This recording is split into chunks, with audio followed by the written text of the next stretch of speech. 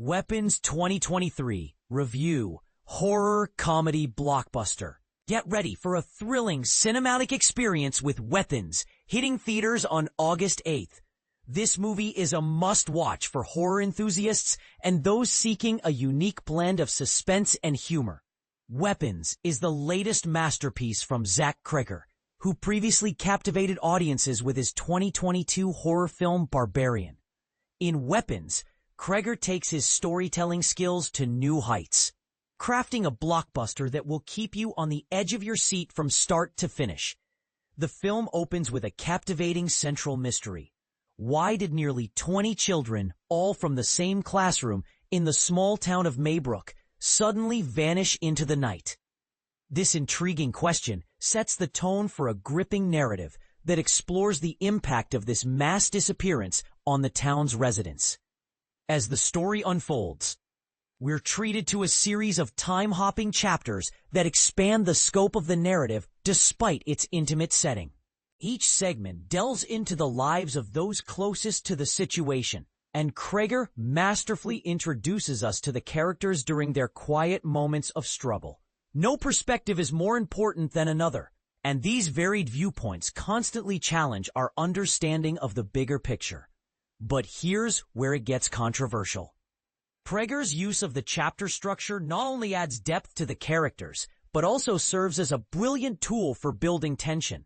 With each chapter revealing new clues or developments, he creates a pattern of building suspense and then resetting, ensuring that the tension never truly dissipates. And this is the part most people miss. The tension doesn't just disappear when we shift to another character's perspective. Instead, it's carefully stored away, ready to propel the film towards a satisfying conclusion that will leave you cheering, even if you've guessed the direction it's headed. Cregger's tonal command, already impressive in Barbarian, is even more focused this time around. He seamlessly blends bleak terror with black humor, making each trip through a dark house or neighborhood feel like a game of Russian roulette for your senses. Whether it's a laugh or a scare, you never know what's coming next. When it comes to violence, Cregger doesn't hold back. There are moments that will make you squirm as sharp objects find their way into places they shouldn't, and characters snap and attack each other with shocking brutality. But there are also lingering shots of impending dangers, creating a sense of dread that keeps you engaged. The entire cast delivers exceptional performances, perfectly capturing Cregger's tonal high-wire act. Julia Garner and Josh Brolin lead the way as Justine Gandy, the missing kid's teacher, and Archer, the grieving father, respectively. Garner expertly portrays Justine's paranoia and fragility, while Brolin brings vulnerability and desperation to his role as Archer. Another standout performance comes from Austin Abrams as James, a transient drug addict who provides some much-needed comic relief amidst the darkness. Nearly every line he delivers gets a laugh, and his bumbling presence adds a unique twist to the story. Carrie Christopher also deserves recognition for his portrayal of Alex, the only one of Justine's students who didn't disappear. Christopher handles the heavy circumstances with admirable skill, showcasing the weight of the situation on a young person.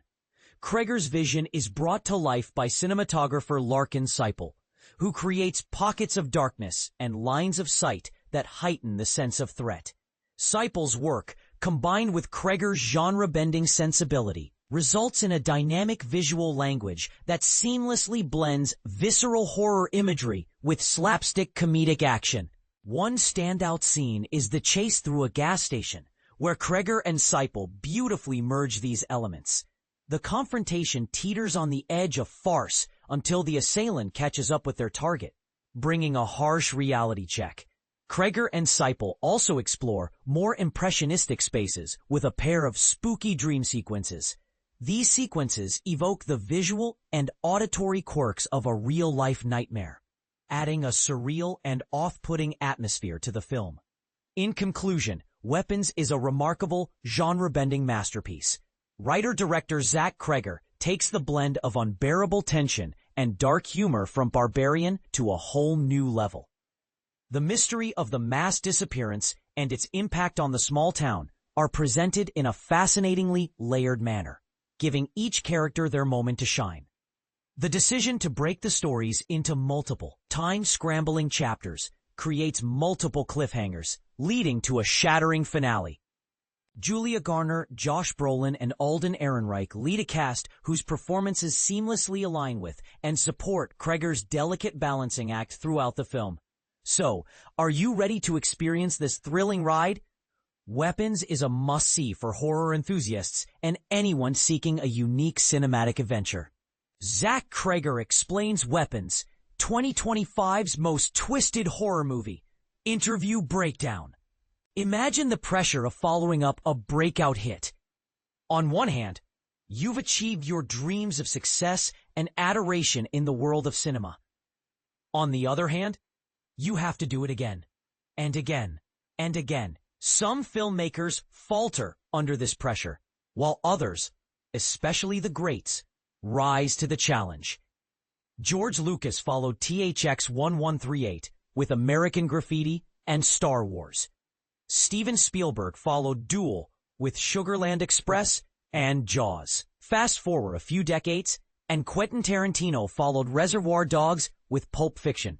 Wes Anderson followed Bottle Rocket with Rushmore.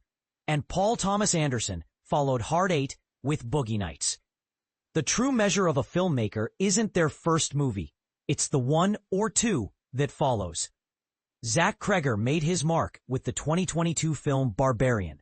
The shocking horror ride made it clear he was a force to be reckoned with. And when his next film was ready to go, several major studios wanted it. That movie, called Weapons, shows what happens to a town when a group of children mysteriously vanish. It releases next week, and as we've already written about on this site, it's fantastic.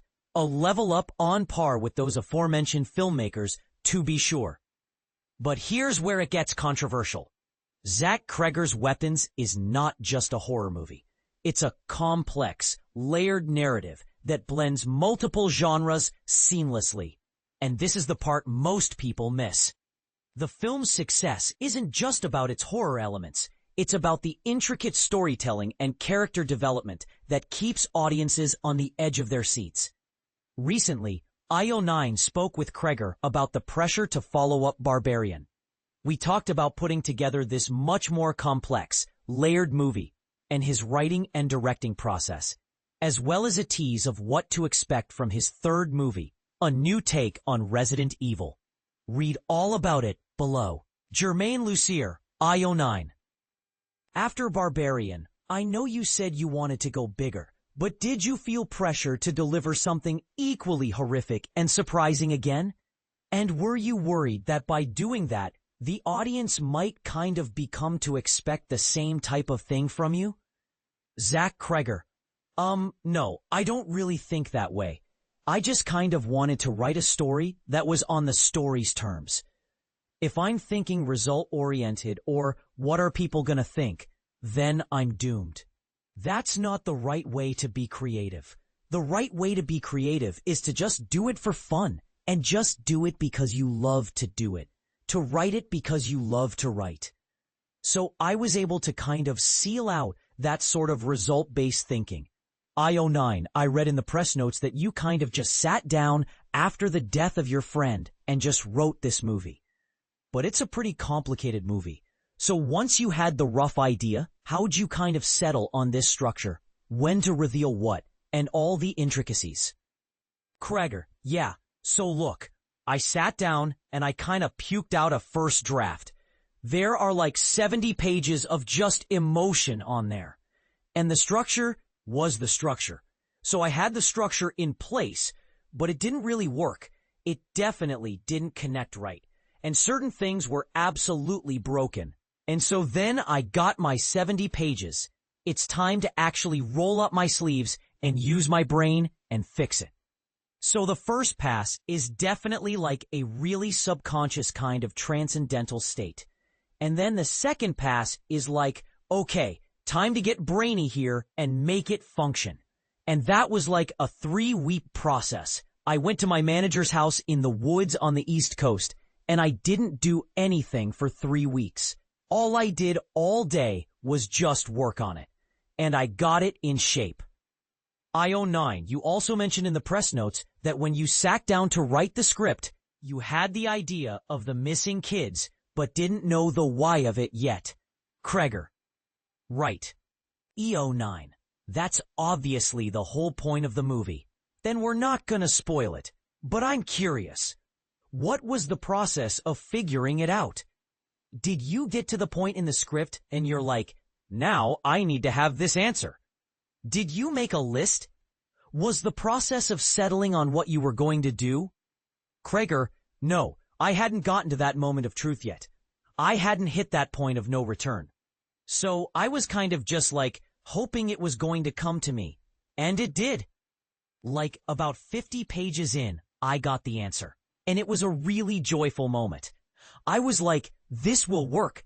Like this is a satisfying reason. And then I was able to kind of like bend the story toward that. So yeah, it worked. EO9. By the end of the movie, it's very clear why it's called Weapons. But I'm wondering, were there ever any other titles? And when did you come up with Weapons as the title?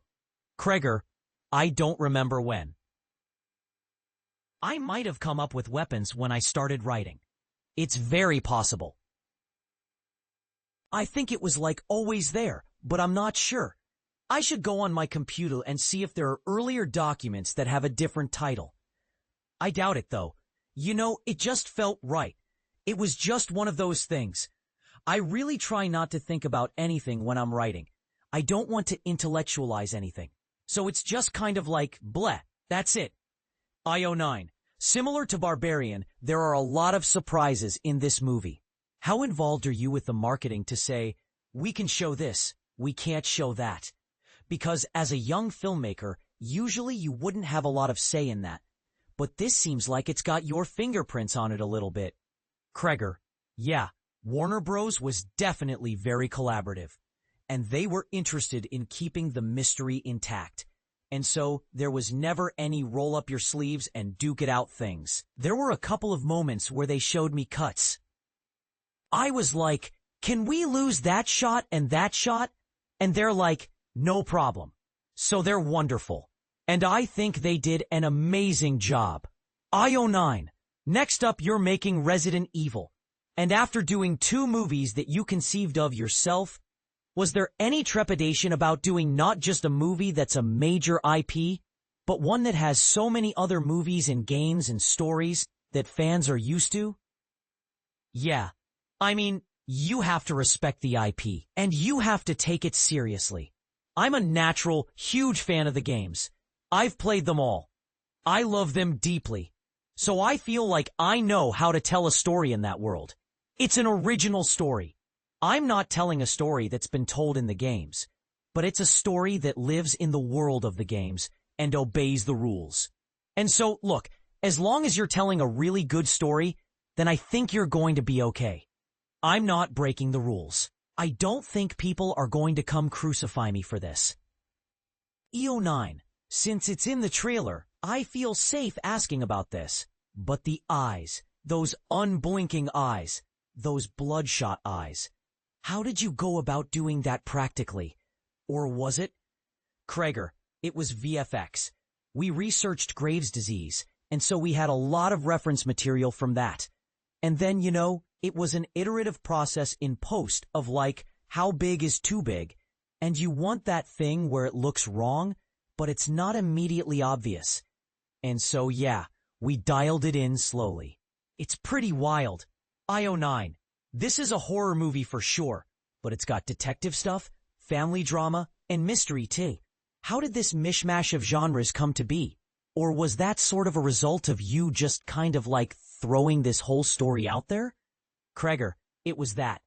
This is just kind of what came, you know? I knew I had all these different characters that were all going to kind of dive headlong into this mystery, but all from different places. So you got a cop.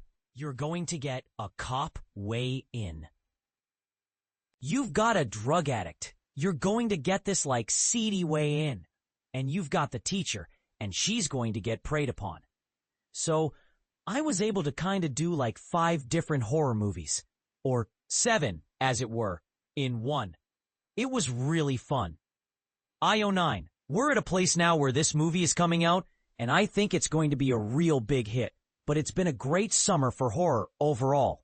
Horror has really seen a resurgence in the last couple of years. Do you feel like you're carrying the torch at all, now having 2 movies as part of that? Do you feel like an ambassador in any way? Cregger, I don't know. I don't think that way.